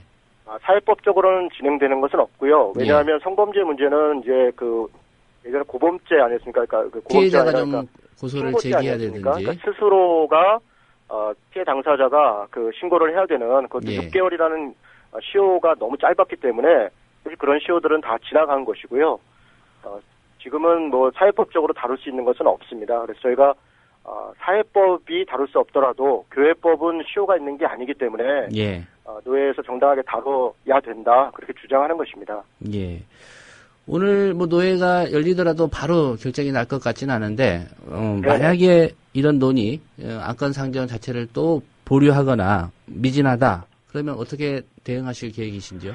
글쎄요, 저희가 어떻게 물리적으로 대응할 수 있는 것은 없겠죠. 그러나 저희는 끝까지 포기하지 않고 노예라고 하는 게 한 번 하고 끝나는 게 아니니까 계속 다시 또 요구할 생각이고요. 전병훈 목사가 반드시 교회법적으로 치리를 받을 수 있도록 그렇게 계속 활동해 나갈 생각입니다. 예, 오늘 말씀 잘 들었습니다. 네네, 감사합니다. 네, 온라인 카페 전병훈 목사 진실을 공개합니다. 운영하고 계시는 더함 공동체 교회 이진호 목사였습니다. 대통령의 눈물 몇 방울에 이미 완전히 침몰한 세월호는 또 한 번 물속으로 가라앉았습니다. 수학여행을 가던 길이었는데 정말 다행스럽습니다. 전원이 다 구조됐다는 소식, 이 소식 전해드립니다. 군 당국은 해군 함정들은 물론이고 육군과 공군까지 동원 가능한 모든 전력을 침몰 사고 현장에 급파했습니다. 그 담화 내용을 보면요, 예상을 뛰어넘은 일종의 국민들한테 좀 충격을 준 것 같습니다. 그런 면에서 본다면 대통령의 이제 담화는 매우 성공적이었다, 저는 그렇게 보여지고요. 유병헌 씨의 도피를 돕다가 체포된 30대 여성 신모 씨의 모발과 순천 별장에서 가져온 체액이 묻은 휴지의 DNA 검사 결과가 언론이 사회의 공기라고요? 갈 길을 잃어 표류하면 흉기가 될 수 있습니다. 권력과 자본으로부터 완벽하게 독립한 협동조합 언론, 미디어 협동조합. 조합원이 돼 썩지 않도록 계속 커가도록 힘이 돼주십시오. 조합원 가입은 미디어 협동조합 국민TV 홈페이지에서 하실 수 있습니다.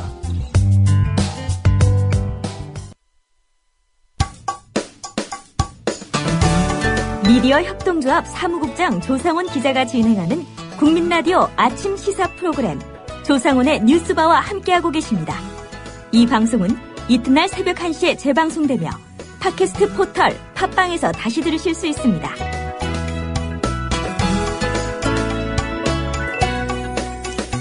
네, 탈북자 단체 등의 대북전단 살포 문제로 남북이 총격을 벌이는 일까지 벌어졌습니다.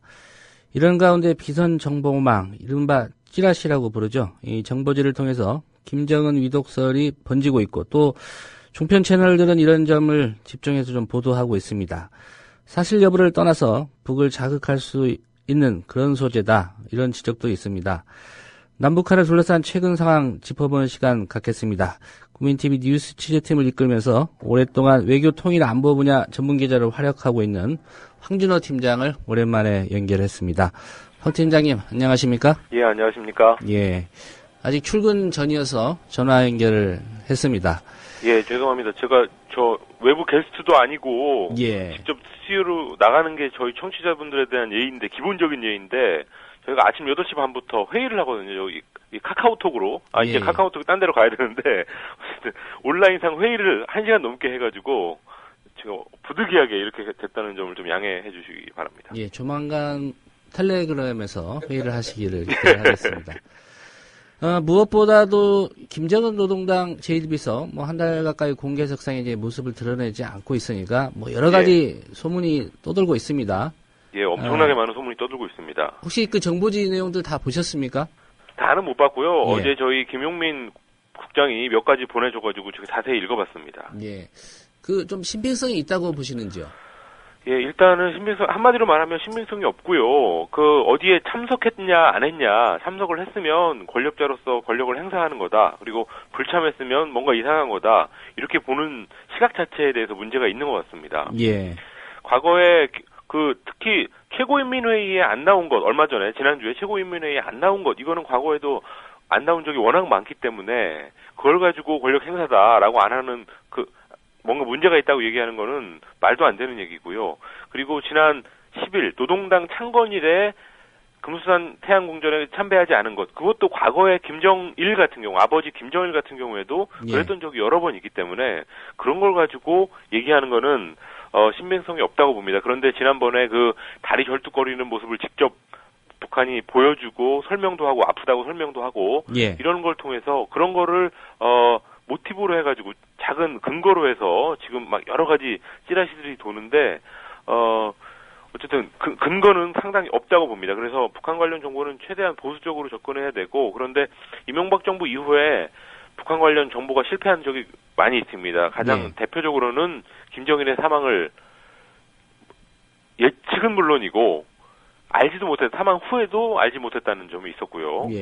그리고 인공위성 발사에서도 많이 틀렸고, 화폐 개혁 이런 것들도 2010년 가을에 했었는데 그 화폐 개혁도 나중에 탈북자들한테 들어서 알게 되고 뭐 이런 식으로 이명박 정부에서부터 북한 정보 실패가 너무 많기 때문에 더더욱이 더 조심스럽게 해야 될 것 같습니다. 예. 미국 그리고 정부가 어제 말씀하시죠. 미국 백악관 수전 라이스 국가안보보좌관이 북한 내에서 권력 이동이 일어났다는 결정적인 징후는 없다. 이런 말을 언론에 나와서 했고요. 그리고 한민구 국방부 장관이 지난주 국정감사에서 김정은 위원장이 평양 북방 모처에 있는 것으로 안다라고 했는데 이 두 가지가 가장 권위 있는 정보 판단이 아닌가 싶습니다. 예. 뭐 정보지에 나돌고 있는 이른바 뭐 평양 봉쇄설 뭐 이런 거는 사실로 뭐 확인되지도 않았고 또 확인 자체가 어려운 내용들 아닌가요? 그렇습니다. 이게 간접적으로밖에 이 확인 자체가 사실 김대중 노무현 정부에서는 확인을 할 수 있었습니다. 그럼 어떤 뭔가 문제가 있을 경우에, 왜냐하면 교류가 워낙 많았기 때문에 가가지고 가는 그 인적 교류라는 게 그냥 가서 무슨 행사나 하고 오는 게 아니라 다 거기서 보고 듣고 오는 것들이 다 정보가 되고 그런 것들을 취합해서 종합적으로 정보 판단을 하는 게 하면서 확인할 수 있었는데 이제는 그런 게 불가능하다 보니까 겨우 외신들을 어떻게 보도하나 이걸 보가지고도 볼 수밖에 없는데요. 중국 CCTV 평양 특파원이 토요일자로 이렇게 보도했습니다. 김정은 위원장이 노동당 창거리는 10일 금수산 태양궁전에 참배에 나타나지 않았다. 이렇게 소식을 일단 전한 다음에 다만 다른 방식으로 북한 정치에 참여하고 있다라고 했고요. 그러면서 최근에 북한 언론의 보도에는 김정은의 활동 소식이 전해지고 있다라고 하면서 김정은이 접수하고 발송하는 전문의 소식이 머릿 기사를 장식하고 있다. 이게 바로 중국 CCTV 평양 특파원의 토요일자 보도였습니다. 그리고 중국 신화통신, 공산당 기관인 신화통신도 당 창건일을 맞은 평양 시내가 예년과 다름없는 평온한 국경일 분위기를 연출했다. 그리고 휴일에 평양 거리의 여성들 옷차림이 평소보다 화려했고 시내 상점거리와 기차역 등지가 인파로 붐볐고 도로 통제나 경계 강화 같은 특별한 움직임은 보이지 않았다. 이런 거를 생생하게 이 금요일자 소식을 토요일날 보도한 건데요. 이런 상황에서 평양 봉쇄설 이런 거는 말이 안 되는 것 같습니다. 다른 방식으로 통치권을 행사하고 있다. 뭐 어쨌든 공개석상의 모습을 드러낼 수는 없지만 북한의 어떤 통치력을 장악은 하고 있다. 뭐 이렇게 봐야 될 것 같네요. 지금 단계로 본다면 말이죠. 그래서 오늘 한겨레 칼럼에 김현철 인제대 통일학부 교수가 이상한 북한 이상설이라는 제목의 지금 최근에 이 북한 이상설에 관한 칼럼을 썼는데 거기에서 보면 이런 대목이 있습니다. 개인 숭배 체제에서 지도자가 목발을 짚고 또 혹은 기부스를 한 채로 공식 석상에 나타나기는 어려울 것이다. 그래서 겨우 30대 초반의 젊은이인데 권력 공백으로 이어질 정도의 건강 이상으로 보기는 어렵다. 이런 얘기를 했습니다. 그러니까 84년생인데요. 뭐 아버지랑 할아버지가 그 뇌 관련 질환으로 급사했다고 해서 30살짜리 청년이 그렇게 될 리는 굉장히 그런 가능성이 없는 것 같고, 그리고 그렇지만 어쨌든 그런 목발 짚고 깁스한 채 이런 상황에서 나오기는 어려울 거다, 이렇게 해석을 하고 있습니다. 예. 여러 뭐 의혹 제기 중에 또 한 가지 제기된 부분이 이런 부분이 있습니다. 인천 아시안 게임에 온 북한 그 고위급 인사들, 예. 박근혜 대통령을 만나지 않은 이유와 관련된 건데요. 만약에 만났다고 한다면 반대로 이제 이 남측에서 북한을 방문한 인사가 예. 김정은을 만나자고 할 때 응해야 되는 문제. 그럴 경우에 뭐 김정은이 남측 대표단을 만날 수 없는 그런 상황에 있을 경우 뭐 이 문제를 고려한 것 아니냐, 이런 얘기도 있는데 이 부분은 어떻게 평가하십니까? 예, 일단은 그렇게 북한의 고위급 남측 사람들을 보면은 국방부 장관하고 국정원장하고 또 여당의 최고위직, 예를 들면 김무성 대표 같은 사람들이 지금 간다면 북한에, 예. 그런 상황을 좀 일단 만들어 봤으면 좋겠고요. 이 박근혜 정부가. 그 다음에 그 두 가지 해석이 있습니다. 청와대가 진짜로 거부한 게 맞냐? 그러니까 북한 사람들 3명이 내려왔을 때 청와대 김관진 안보실장의 설명으로는 우리가 그 사람들한테 그 박근혜 대통령을 보고 갈래? 물어봤더니 그쪽 사람들이 거부했다. 이런 게 이제 공식적인 발표입니다. 예. 그런데 실제로 북한이 거부한 게 맞냐? 그리고 우리가 제안한 게 맞냐? 여기에서 좀 근본적인 의문을 제기하는 측면이 있습니다. 이건 대표적으로 정세현 전 통일부 장관 같은 경우가 다른 언론 인터뷰에서 그런 말씀을 하셨는데요. 예. 일종의 정황상으로 볼 때 필리버스터, 미국 상원에서 그 표 늦게 하려고 하는 지연 작전 있지 않습니까? 예. 청와대에서 필리버스터를 쓴 정황도 있다, 이런 해석을 했습니다. 왜냐하면 점심 시간까지 김관진 장관이, 청와대에서 온 김관진 장관이 도착한 게 2시고, 근데 북한 사람들이 인천에 도착한 게 12시였는데, 그 2시간 동안이나 시간을 끌 이유가 없었다. 청와대에서요. 그런 제안을 하려면 진작에 했어야 된다, 이런 얘기인가요? 그렇습니다. 그리고 충분히 인천에 12시에 도착한다는 걸 알았으면 김관진 장관이 12시에 거기까지 가서 바로 설명을 해서 그 조율을 할 텐데, 대통령과 일정을. 예. 그런데 2시간 동안이나 시간을 끌고 온 것 그 자체가 뭔가 좀 지연시키려고 하는 정황이 있었던 거 아니냐. 그래서 북한 사람들도 그런 사인을 읽고 그런 거를 적극적으로 청와대 예방을 적극적으로 제기하지 않았다, 이런 해석이 일단 있습니다. 예. 근데 뭐 그거는 하나의 해석이고요. 실제로 청와대 발표대로 그대로 액면 그대로 믿는다면, 그렇다면 북한은 왜 이명박 정부 때는 하루를 더 묵어서라도 이명박 대통령을 만나고 갔는데 왜 박근혜 대통령은 그러지 않았나? 오히려 더 만나기가 더 어려워 보이는데, 그런 거는 북한이 이 남북관계 지금 상황에서 청와대에 가봤자 별로 얻을 게 없다. 그래서 좀 길게 보고 또 약간 좀 쿨하게 구질구질하게 남쪽에다가 면담 예방 요청하지 않고, 우리는 원래 액면 목표대로 인천 아시안게임 폐막식에 참석하러 왔다. 우리 선수들을 격려하러 왔다. 다만 고위급 회담을 하자니까 하겠다. 이 정도로만 하고 쿨하게 올라갔다. 이런 쪽에 이제 코리아 연구원의 김창수 연구실장이란 이런 전문가들은 그런 식으로 해석을 하고 있습니다. 북한이 좀 쿨해졌다. 예. 이렇게 해석을 하고 있는데요. 어쨌든 그런 양자의 해석이 있다는 것을 말씀을 드리면서 우리 고위층이 북한에 갔을 때 아픈 김정은을 만나기 어렵기 때문에 이쪽에서도 그랬다. 이거는 너무나 심한 소설인 것 같고요. 예. 일단은 우리 박근혜 정부가 그 정도로 대화 의지가 있다면, 그래서 그렇게 고위급 3명을 올라간다면 김정은은 100% 만난다라는 예상이, 이것도 역시 방금 말씀드린 김현철 인제대 교수가 썼던 글에서 나와 있는 내용입니다. 예. 대북전단 살포 문제도 좀 짚어보도록 하겠습니다. 예. 뭐 이달 말이나 다음 달 초에 있을 예정인 2차 남북 고위급 접촉, 이거 무산될 수도 있다. 뭐 북한이 엄포도 놨지만은 또 아예 가능성을 닫은 건 아닙니다. 어제 발표만 예, 보더라도. 예. 어떻게 전망하십니까? 이건 이루어질 걸로 보십니까? 예, 어제 노동신문이 북남 관계가 빠지게 되다 뭐 이렇게 했지만, 앞으로의 북남 관계의 전도는 전적으로 남조선 당국 태도 여하에 달려 있다, 이런 말을 어제 했습니다. 그래서 왜 금요일에 총격을 했을까? 그 다음에 지난 화요일에는 왜 남쪽으로 북한 함정을 내려보냈을까? NLL 이남으로. 이런 걸 보면은 북한 사람들이 아주 특유의 전술인데요. 대화를 하자고 해놓고 일단 이런 식으로 툭툭 건드리면서 남쪽의 진짜 대화 의지를 가늠해보는 겁니다. 예. 그래서 사실 임동원 전 통일부 장관의 설명은 이런 설명이 있습니다. 북한 혹은 남한도 마찬가지인데요. 상대방의 의사를 떠보기 위해서는 여러 가지, 그러니까 정보원들 간의 태도 변화, 또 휴전선에서의 어떤 변화, 그리고 대외적인 매체의 변화, 이런 것들을 종합적으로 판단해서 저 사람들이 지금 진짜 대화 의지가 있는 거다. 아니면 지금 그 남쪽의 정치 상황이 좀 이상하다 보니까 시야를 딴 데로 돌리기 위해서 북한을 이용하는 거다라는 판단을 한다는 겁니다. 그런데 그거는 남쪽도 마찬가지고요. 그런 걸로 볼 때 지난 금요일에 총격을 하고 또 지금 이 삐라 문제 가지고 북한이 강하게 반발하고 이러는 것들은 다 결국은 10월 말이나 11월 초에 하기로 돼 있던 남북 고위급 접촉에 진짜 너희들이 남쪽 정부가 진짜로 의사가 있느냐, 대화할 의사가 있어서 하는 거냐, 아니면은 뭔가 남쪽의 정치 상황 이런 것들을 좀 시선을 돌려보려고 하는 거야. 이 두 가지를 가늠하기 위해서다라는 해석이 좀 힘을 얻고 있는 것 같고요. 그리고 전단에 대해서는 지금 남쪽이 근데 그런 걸로 볼 때 그런 북한 사람들이 그런 생각을 하고 있다고 보면 지금은 좀 분위기가 좋지는 않습니다. 왜냐면은 가스관리법 대북 전단 풍선을 날리려면 거기다가 가스를 넣어야 되는데요. 그런 가스관리법이라든지 여러 가지 방식으로 막을 수가 있습니다.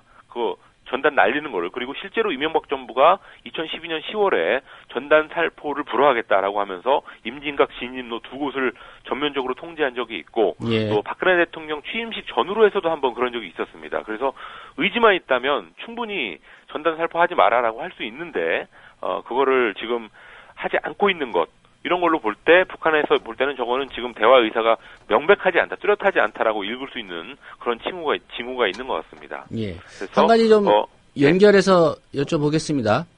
오늘 조선일보 보도인데요. 북한이 토요일에 청와대에다 전통문 보내가지고 전단 삐라 경멸작전 지시했다, 이거 밝혔거든요. 뭐 조선일보 단독 보도긴 합니다만은. 그리고 오늘 중앙일보를 보면 우리 정부가 앞으로 대북 전단 살포 원천 봉쇄할 수도 있다, 이런 기사가 있는데 이게 좀 연결되는 맥락이라고 봐도 될까요? 그렇습니다. 일단 북한은 방금 말씀드렸듯이 남쪽에 대화 의사가 진짜 있느냐 없느냐를 따지기 위해서 이런 식으로 강한 어조의 말들을 계속 있을 것 같고요. 그런 식으로 해서 청와대에 이런 통보를 한 것 같고, 그런데 참 의아한 것은, 제가 이 조선일보 톱 기사를 보면서 의아한 것은, 이렇게 중요한 전통문이라면 왜 바로 받은 즉시 언론에 공개하지 않는가라는 거를, 그런 문제제기를 할 수 있는 것 같습니다. 그래서 이런 문제제기가 해서 북한이 지금 저렇게 세게 나오고 있으니까 삐라 전단 날리는 걸 어떻게 해야 되냐, 이렇게까지 논의가 갈 수 있는데 일단 이거를 숨겨버린다는 거죠. 그래서 전통문 내용은 원래 전문을 다 공개하지는 않습니다. 과거에도 김대중 노무현 정부에서도 전문을 공개하지는 않았지만 요지를 공개하면서 이런 사인이 왔다라는 걸 해야 되는데 그렇지 않았고요. 그래서 지금 역시 대북 전단을 적극적으로 막을 의사는 뚜렷이 보이지 않고, 중앙일보 기사 같은 경우에도 그런 혹시나 이런 걸 하면 어떨까 하는 어떤 여론 떠보기용 이런 걸로 나오지 않았을까 하는 추정을 해볼 수 있는 것 같습니다. 근데 그 대북 전단이라는 것 내용을 한겨레 신문에 소개한 걸 좀 보니까 좀 보기에 민망한 그런 내용들인데 이게 뭐 북한 쪽에다가 어떤 영향력을 줄 수 있는 그런 내용들입니까? 삐라라는 게? 일단 북한에서는 그거를 만약에 쥐고만 있어도 공안사법이 되기 때문에 쳐다도 안 보려고 한다는 겁니다. 그 주민들이. 그래서 뭐 자유북한 운동 뭐 이런 거 하는 사람들은 지금 자기들이 그거 하면은 굉장히 영향력을 많이 줄 거다, 이런 식으로 얘기를 하고 있고 종편 같은 데 나와서 그런 얘기를 하고 있는데 실제로는 굉장히 두려워하기 때문에 그거를 삐라 같은 걸로 보이는 것도 잘 가지려고 하지 않고 뭐 집에다 몰래 숨겨놓을 수는 있겠죠. 있겠는데 뭐 그런 걸로 해가지고 얼마나 더 영향을 주겠나, 이런 시각이 많고, 실제로 북한 사회를 영향을 주고 변화를 주겠다면 아까 말씀드렸듯이 김대중 노무현 정부 때 수많은 사람들이 가가지고 우리 남쪽에 얘기를 하고, 뭐 예를 들어 옷차림이라든지 말투, 자유로운 태도, 이런 것들이 북한 주민들에게 주는 영향력이 훨씬 더 크다는 겁니다. 효과적이다, 이 말씀이죠. 이라는 뭐 완전히 영향이 없다라고 말할 수는 없지만 어쨌든 비용 대비 효과를 볼 때 굉장히 효과가 없는 그런 수단인 것 같습니다. 오늘 말씀 잘 들었습니다. 감사합니다. 국민TV 황준호 뉴스 취재팀장이었습니다. 네, 오늘은 여기서 줄이겠습니다. 내일 오전 8시 반에 다시 인사드리겠습니다. 함께해 주신 여러분 고맙습니다. 국민 라디오 지지하는 4가지 방법 아시나요? 다운로드하기, 별점 주기, 댓글 달기, 구독하기. 국민 라디오를 보다 많은 이들에게 전할 수 있는 가장 손쉬운 방법. 다운로드하기, 별점 주기, 댓글 달기, 구독하기. 잊지 마세요. 다운로드하기, 별점 주기, 댓글 달기, 구독하기.